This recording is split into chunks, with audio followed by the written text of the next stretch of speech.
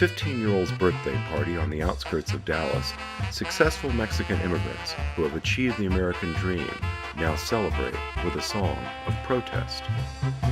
Ellos tumbaron en Berlín una muralla y ahora pretenden construir otra en su tierra.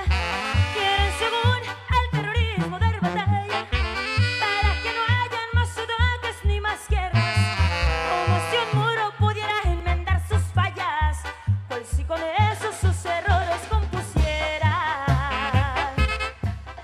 This border fence, first built in the early 1990s between Tijuana and San Diego, attracted few protests compared to the outcry of 2008 over plans to replace it with a fortified wall as a part of the Secure Border Initiative, along with new walls across much of the southern border. The U.S. Congress was unable to agree on comprehensive immigration reform in 2006, so instead, they passed the Secure Fence Act, which mandated 670 miles of walls to be built along the 2,000-mile southern border by the end of 2008. But by September of 2008, the Department of Homeland Security had only completed half the task due to cost overruns and the resistance of private landowners and outraged border residents, especially in the lower Rio Grande Valley of Texas.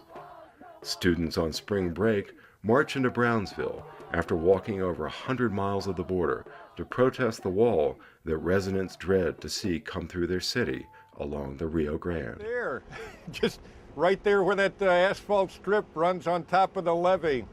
18 feet of solid steel, and it'll have to turn over here towards the bridge.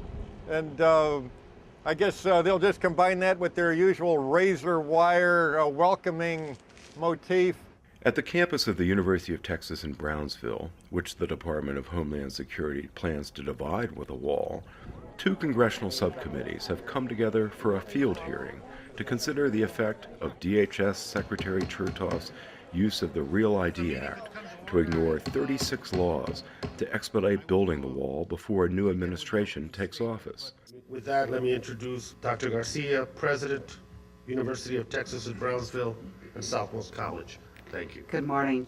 In October, we received a letter from U.S. Customs and Border Protection asking for a right of entry onto the university property.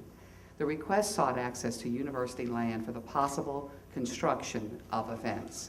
The right of entry was refused because it was meant to support preparations for the building of a fence that would jeopardize campus security. DHS has repeatedly reported to us that they plan to build a fence on the levee for the purpose of channeling illegal entrance to a point presumably for easy apprehension. That point is the same opening in the fence that would also be used for entry and exit to the golf course, the headquarters for our golf team, and directly behind the baseball park and the recreation center.